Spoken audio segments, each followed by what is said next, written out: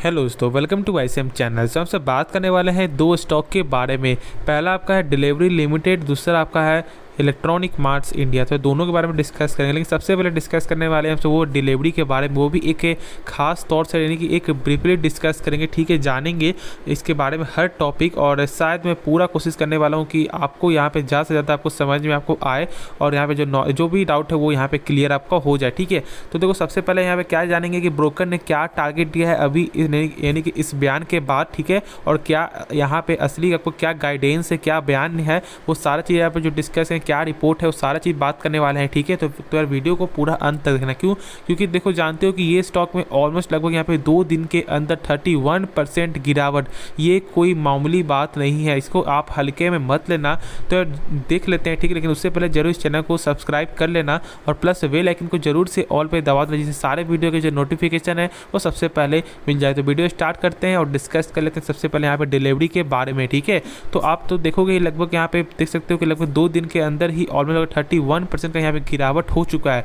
तो आपको ये सब बारे में डिस्कस नहीं करेंगे, क्योंकि देखो ये सब बारे में आप जानते हो कि क्या गिरावट हुआ है, नहीं गिरावट हुआ है। हम सब मेन टॉपिक में डिस्कस करेंगे, और प्लस ब्रोकर ने क्या टारगेट दिया है आपको इस बेसिस यानी कि इस रिपोर्ट के बाद, तो वो भी जानेंगे। ठीक है, तो यहाँ पे आप देख सकते हो कि shares of delivery continued their slide for second consecutive day on Friday October 21। ठीक है, the stock has tanked 31% in the 2 session. ठीक है, ये सब तो है। द फ्री फॉल फर्म, ठीक है, sorry, the free fall in logistic firm shares came after the company provided a summary of the company operating performance and key business and industry trend for the quarter ended September 30। यानी कि यहाँ company आपको एक जो summary आपको यहाँ पे provide की है, किस बेसिस पे, आपको ऑपरेटिंग परफॉर्मेंस की वजह से। ठीक है, यानी कि इस बेसिस में पूरा मालूम चल रहा है कि यहाँ पे कंपनी क्या बोलना चाह रही है, यानी Q2 का जो सितंबर के किस तरह का रिजल्ट यहाँ पे आ सकता है, क्या होगा नहीं होगा, तो डिस्कस यहाँ पे कर लेते हैं। ठीक है, तो सबसे पहली बात यहाँ पे देखोगे तो लगभग stock has now declined nearly 45% from its all time high, लगभग 708। और जानते हो कि ये शेयर कोई पुराना शेयर नहीं है। ठीक है, लगभग आपको मई में ही आपको आते हुए दिखाई दिया था इसी साल, और लगभग यहाँ पे आपको लगातार ही गिरावट होते हुए दिखाई दे रहा है, और ऑलमोस्ट लगभग 45% अभी ऑल टाइम हाई से यहाँ पे गिरावट आपका हो चुका है। ठीक है, तो देखो सबसे पहली बात क्या, आपको जो आपको यहाँ पे देख सकते हो, जो आपको delivery through and exchange filing said that market sentiment in Q2 continue to remain broadly unchanged from Q1। यानी कि ऐसा माना क्या चाह रहा है कि Q1 का जो भी ऐसा कंपनी का मानना था कि Q1 का जो आपको रिजल्ट जो खराब आया था ना, उसके वजह से ऐसा माना था कि Q2 का रिजल्ट यहाँ पे सही आएगा, लेकिन उस तरह से ऐसा यहाँ पे आपको नहीं लग रहा है। ऐसा यहाँ पे दावा जो यहाँ पे लगभग लिखा हुआ यहाँ पे देखने को मिल रहा है। ठीक है, अनचेंज्ड यहाँ पे आएगा, यानी कि कोई भी चेंज यहाँ पे नहीं देखा जा सकता है। ठीक है, वो तो यहाँ पे हो गया। अब यहाँ पे और क्या जो मेन जो टॉपिक वो थोड़ा डिस्कस करें, बाकी सब डिस्कस यहाँ पे खुद समझ में आपको आ जाएगा। क्योंकि देखो यहाँ पे ज़्यादा डिस्कस क्या हो रहा है ना, कि जो पार्सल का यहाँ पे देख सकते हो कि आपका जो एक्सप्रेस पार्सल, ठीक है, जानते हो कि यहाँ पे क्या आपका एक्सप्रेस पार्सल जो आपको हाई स्पीड, यानी कि आपका जो है डायरेक्ट फ्लाइट के द्वारा जो आपको आता है, प्लेन के जो द्वारा आता है, वो समय पार्सल है। और लिखा क्या रहा है कि volume remain stable in Q2 and picked up towards the end of the quarter. यानी कि आप क्या समझ रहे हो कि एक तरह से आपको यहाँ पे रिमेन एक तरह से आपको स्टेबल ही चलते हुए दिखाई देगा, जो Q1 में था उस तरह से Q2 में भी शायद यहाँ पे देखने को आपको मिल सकता है। यानी कि ना ज़्यादा हाई ना ज़्यादा यहाँ पे आपको जो यहाँ पे बहुत ज़्यादा हाई ना ज़्यादा स्लो भी यहाँ पे देखने को मिलेगा, एक स्टेबल देखने को मिलेगा, और वो भी एक आपका हेवी गुड्स आपका कैटेगरी में। ठीक है, यानी कि एक जब भारी सामान के आप देखोगे कैटेगरी के हिसाब से। ठीक है, तो वो सब तो यहाँ पे हो गया। अब यहाँ पे क्या देखो कि while the festive season sale, ठीक है, surge in shipment volume will spill over to Q3 FY22 as well. ठीक है, ऐसा क्या माना जा रहा है कि फेस्टिव सीजन जब यहाँ पे ख़त्म आपको हो जाएगा ना, तो उसके बाद भी यहाँ पे दिक्कत हो सकता है, और नेक्स्ट Q3 में भी यहाँ पे इसी तरह से शायद आपको यहाँ पे शिपमेंट का भी उसी तरह से आपको क्या होने वाला, आपको हाल होने वाला, नहीं कि एक सही तरह से यहाँ पे जो है सही इसका काम नहीं होने वाला है। ठीक है, क्या समझ रहे हो, जैसे कि आप जानते हो कि अभी जो दीपावली में, ठीक है, यहाँ पे आप लोग यहाँ पे जो है बाई करना स्टार्ट कर देते हो, बहुत सारे प्रोडक्ट हो गए, जैसे आज के दिन ही आपको यहाँ पे धनतेरस था।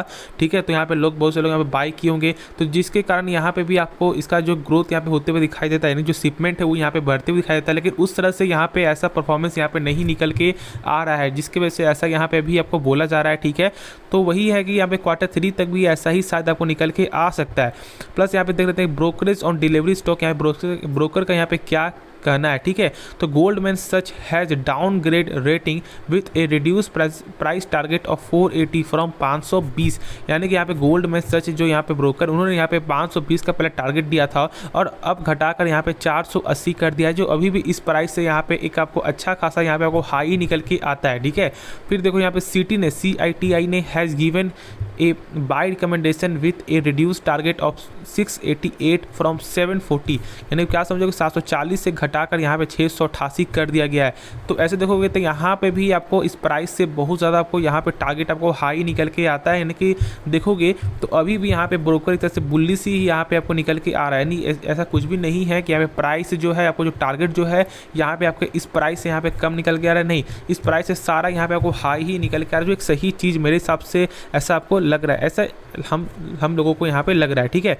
तो अब यहाँ पे क्या चेक करते हैं ना कि वॉल्यूम ऑफ जो सप्लाई चेन, जो सबसे मेन चीज़ क्या है देख लो, कंपनी सेड, ठीक है, थोड़ा सा मैं यहाँ पे दिखा देता हूँ, एक सेकेंड। हाँ, company said that it on border 200+ new customer in Q2 FY23 driven by improving service metric. Expect the volume to continue to show gradual scale up through FY22। देख सकते हो कि यहाँ पे स्केल में थोड़ा सा यहाँ पे सही से दिखाई नहीं दे रहा है, लेकिन हाँ डाउनग्रेड ही आपको निकलते हुए दिखाई दे रहा है, लेकिन हाँ एक तरह देखोगे तो यहाँ पे आपको इंप्रूविंग भी आपको होते हुए दिखाई दे रहा है, ठीक है। तो चलो यहाँ पे ये सब तो ठीक है, लेकिन अब यहाँ मेन क्या बात आता है ना, volume in our chain supply chain service यानी कि SCS and truck load TL जिसे हमसे बोलते हैं business decline in Q2 FY23 versus Q1 FY23, ठीक है, owing to expected the effect of seasonality in our customer business. However, both business with shown substantial double-digit growth compared to Q2 FY23। यानी कि अब क्या समझ रहे हो यहाँ पे कि जो इनका जो ट्रक लोड के द्वारा जो ट्रक के साथ जो इनका आप यहाँ पे सप्लाई चेन था, यानी कि जो बिजनेस जो था, जो जानते हो कि बड़े बड़े सामान होते हैं वो ट्रक के साथ ही आपको आते हैं और एक जगह आपके पॉइंट में आपको आते हैं, फिर उसके बाद यहाँ पे आपको जो है पार्सल होते हुए दिखाई देता है, ठीक है। तो यहाँ पे ऐसा माना क्या जा रहा है कि Q1 से भी यहाँ पे खराब इसका जो यहाँ पे बिजनेस यहाँ पे इस बार आपको होते हुए दिखाई दे रहा है। यहाँ पे साफ तौर से आप देख सकते हो कि business decline in Q2 FY23 versus Q1 FY23, ठीक है। यानी कि यहाँ पे आपको इसका जो बिजनेस यहाँ पे ट्रक लोड का भी और सप्लाई चेन सर्विस का भी एक अच्छा सेंटीमेंट यहाँ पे निकल के नहीं आ रहा है। तो शायद इसके बारे में जो भी पॉइंट है वो यहाँ पे क्लियर हो चुका है, जो मेन पॉइंट है बस मैंने यहाँ पे डिस्कस कर दिया है और इसके बाद जो डाउट वो क्लियर हो गया होगा, ठीक है। तो अब यहाँ पे ये समझना है कि अब आगे क्या आपका रणनीति आपका होना चाहिए। देखो सबसे पहली बात, जो यहाँ पे बाई करके बैठे हुए ना उन्हें ही यहाँ पे समझ में आ रहा होगा कि यहाँ पे क्या करना चाहिए, उन्हें बहुत ज़्यादा डर लग रहा होगा, ठीक है। बोलना यहाँ पे आसान होता है कि यार आप यहाँ पे बेच दो या आप यहाँ पे रखो बाई करो, लेकिन जिसमें बिकता है वही यहाँ पे समझता है, ठीक है। दूसरा लोग यहाँ पे नहीं समझ पाएंगे, जैसे यहाँ पे आपको मैं भी नहीं समझ पाऊंगा कि आप में क्या बीत रहा है, क्योंकि आपने खुद बाई किया, क्योंकि आपका पैसा यहाँ पे लगा हुआ है, आपकी मेहनत की कमाई आपको लगा हुआ है, जिसके कारण आप ही को समझ में आपको आएगा कि यहाँ पे आप में जो है क्या बीत रहा है, ठीक है। तो अभी मेरे हिसाब से जो आपके पॉइंट ऑफ व्यू से मैं यहाँ पे देखूँ ना तो वो डर लग रहा है, लेकिन देखो डरने की ज़रूरत नहीं है, ठीक है। तो सबसे पहली बात यहाँ पे प्रेशर आपको आते हुए दिखाई देगा। सबसे मेन जो क्या होता है ना, इसका यहाँ पे आपको प्रॉफिट जो वो यहाँ पे लगातार निगेटिव देखने को मिला और मतलब 308 करोड़ यहाँ पे Q1 का जो है प्रॉफिट निकल के आया था, प्रॉफिट का लॉस निकल के आया था और मतलब 308 करोड़ का। तो इसकी वजह से भी यहाँ पे डर होते हुए दिखाई देगा और लगभग सारे लोग यहाँ पे डर ही रहे हैं, ठीक है। लेकिन हाँ, अब डरने वाली बात जहाँ मेरे हिसाब से देखो जो डर था वो तो यहाँ पे अब बहुत ज़्यादा आपको हो चुका है, लेकिन अब यहाँ पे कुछ भी मत करो, ठीक है। यहाँ पे क्या मैं बोल रहा हूँ, यहाँ पे ना बाई करना ना सेल करना, ठीक है। इसको छोड़ दो। यदि आप ऐसा देख रहे हो, यदि मान लो यदि आपका IPO से यदि आपने बाई किया हुआ है तो आपके पास ज़्यादा क्वांटिटी नहीं होगा, ठीक है। ऑलमोस्ट 15,000 तक का ही आपके पास यहाँ पे क्वांटिटी होगा यदि आपके पास शुरू से है तो, ठीक है। तो यहाँ पे इसको छोड़ दो, इसको यहाँ पे ऐसा समझ लो कि यहाँ पे ऐसा हो सकता है ऐसा प्रॉफिट भी निकल के आ जाए और नहीं तो गिरावट भी हो सकता है। तो मैं आपको यही बोलूँगा कि अभी मार्केट के हिसाब से भी छोड़ दो, जो होना रहेगा सो होगा।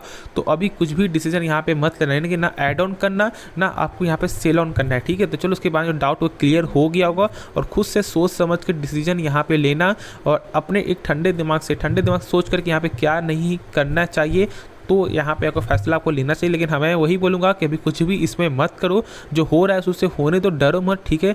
बस ऐसा होता है कभी कभी शेयर मार्केट में, ठीक है। लेकिन हाँ, पेशेंस यहाँ पे रखना ज़रूरी है। तो नेक्स्ट स्टॉक के बारे में डिस्कस कर लेते हैं पहले।